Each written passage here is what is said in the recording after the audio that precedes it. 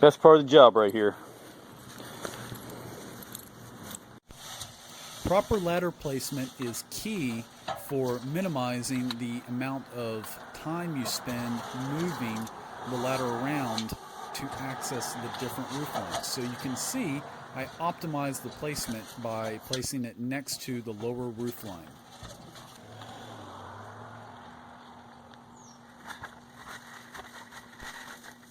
I'm using a few techniques here that are not very noticeable, so I wanted to point them out. The tap, tap, tap on the downspout allows me to vibrate any debris that's loose enough to fall down that top S-bend in the downspout. When I see the debris come out the bottom of the downspout, I know that the whole downspout is clear. The other thing that I'm doing is I'm hand scraping all of the debris one direction until it's large enough to get a full handful of that debris. What I mean is right here I'm scraping all the debris into a pile, then I'll scoop it out by hand, and the little tiny bits that are left over, I don't spend a lot of time taking it out of the gutter, I just scrape it down to the next big handful of debris. That saves a lot of time in not picking up every little tiny piece of debris every foot along the gutter. The little small stuff will take up a lot of time if you're trying to pick it up one piece at a time. I suggest you just scrape it down to the next big handful. Now, what you're noticing right here, that the shingles are not glued down to the shingle below it or above it, that the wind has come by and lifted up these shingles. It's caused wind damage, and it will cause premature aging to the shingles. So I addressed this at the end of the video, the advice that I gave the homeowner about this.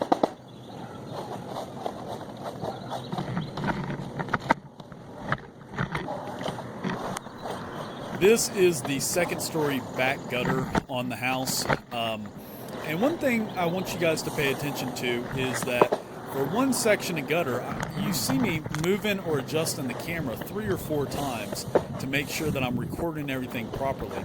And there's definitely benefits for recording your work, but just keep in mind that it makes the cleaning job 3 to 4 times as long.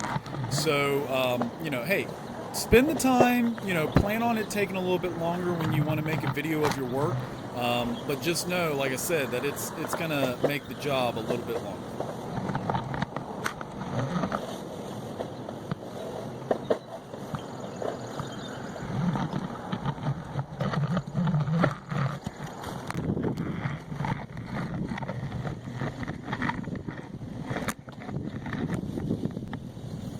Links for the equipment that you see me using in the video are in the video's description on YouTube. So if you have a question about any of the cost or what type of brand, anything else, just check out the links to, it's an Amazon link, so check those out and you should be able to find all of the equipment that you see me using in a video. If you don't see it, feel free to shoot me a direct message or ask in the comment section, and I'd be happy to respond to that and answer any questions you have.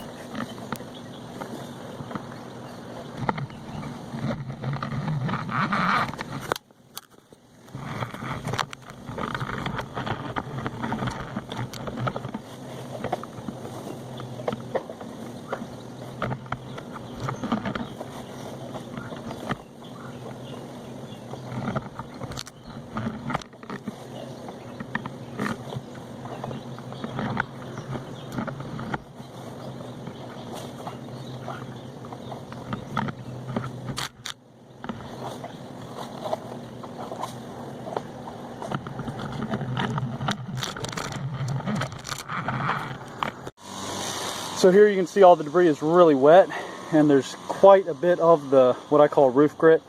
So especially when it's wet, we like to scrape it all out first and then come back and blow the little teeny tiny particulates. So this is what's left in the gutter that will end up blowing, which allows us to basically idle the gutter and or idle the backpack blower and blow out the gutter just on idle. And it really reduces the amount of mess and the amount of splashing and the amount of crap that gets all over the siding by scooping it out by hand first. In this clip, I'm showing you guys the result of just blowing the gutter out when there's a bunch of roof grit stuck to the bottom of the gutter. Now I'm going to scrape a section that's really hard and really compacted, stuck to the bottom of the gutter. So this is what it would look like if you scrape it out by hand first and then go back and blow it. You'll see that there's so much more debris that comes out when you scrape it by hand first and then blow afterwards compared to just blowing to begin with.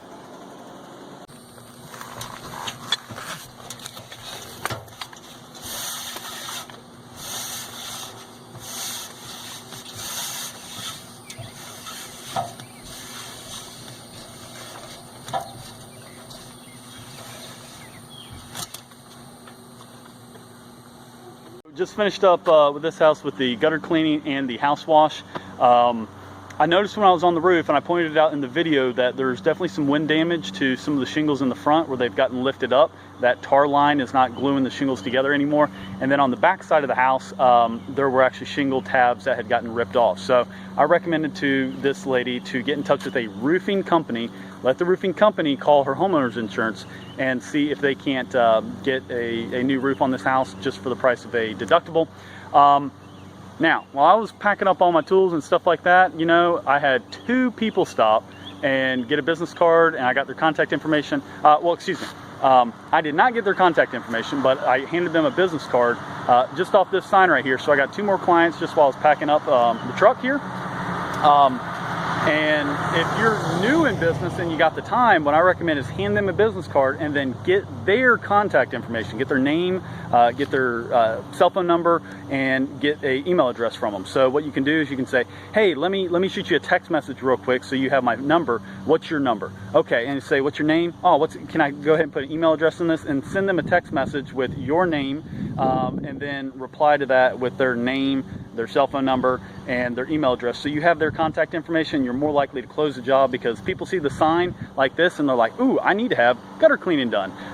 And they get your card, and then they get home and something else, you know, gets their attention. They forget to call you. So if you're new in business and you really need new clients, make sure you get their contact information. But you know, I put this sign out when I very first started working. So I've had neighbors walk by, I've seen people stop and take pictures. And this is the #1 way that we get new business is put these yard signs out while you're working, do a good job, get a good review. The neighbor will recommend you, people will see the signs, and that's how, you know, we got over 1,000 new clients last year.